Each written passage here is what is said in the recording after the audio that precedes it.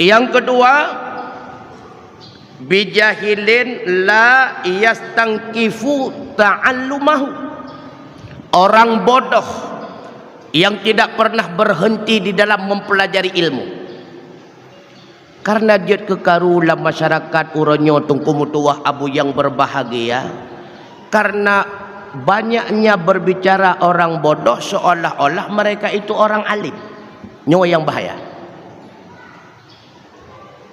Jadi mereka ingin menampakkan kepada manusia yang lain bahawa lulu tepua dempula.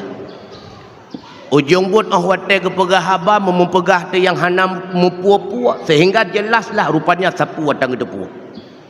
Karena banyaknya berbicara orang bodoh. Nyo sebab karu uronyo tungkumutuah abu yang berbahagia.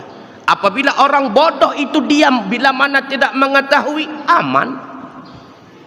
Dan dia tahu bahwa dirinya itu belum tahu, maka akan tergerak dirinya untuk tahu, akan menuntut ilmunya.